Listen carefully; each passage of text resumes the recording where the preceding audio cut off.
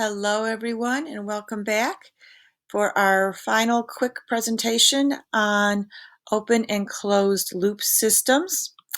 And all we have left now is to talk about closed loop systems.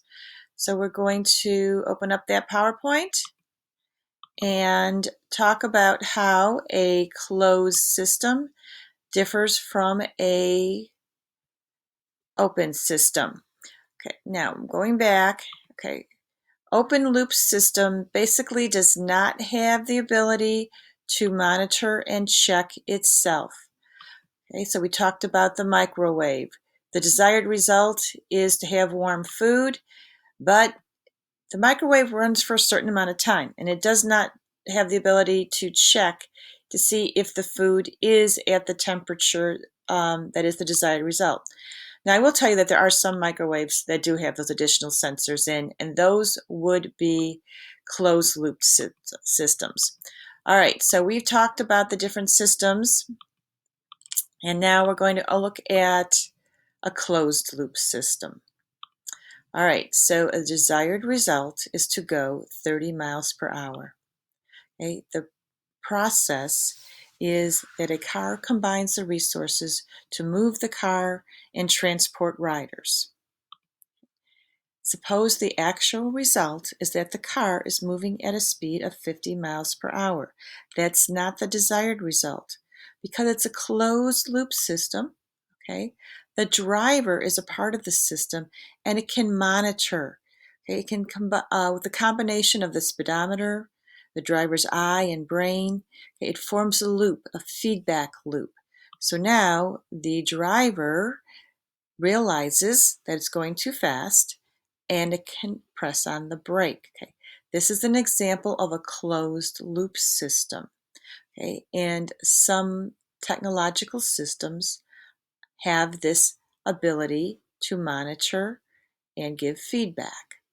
Okay, so open or closed loop system. Let's take a look at this. All right, here's the dishwasher.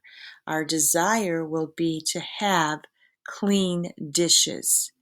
The dishwasher runs through its cycle, through a certain amount of time, goes through its process, and it cannot monitor itself to check if the dishes are clean or not.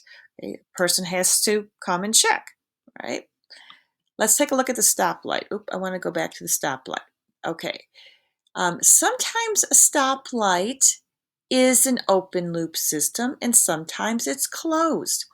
Right? So an open loop system would be one in which the stoplight is not aware if there is traffic. Okay? It simply runs for a certain amount of time. It's red, okay? And it's red for whatever amount of time it has been set to.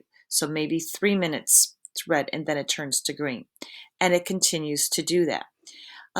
There are some stoplights that are monitored through, they have an extra sensor.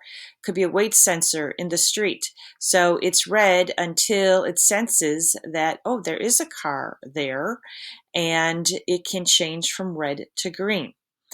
So some things can be created to have a closed loop system or an open loop system. Okay, here's the clock. This clock keeps time. It does not have the ability to monitor itself and to check if it's the correct time. Of course, if we have people involved in the system, okay, then we have what's called a closed loop system.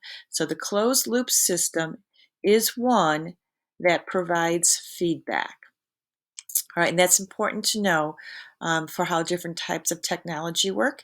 And if you are going to be programming, say in robotics, if you're going to be programming for an open system or a closed system, all right? So good luck with watching the video that's going to come next and with the following quizzes. If you have any questions, email me. Okay. We'll get to our exit screen.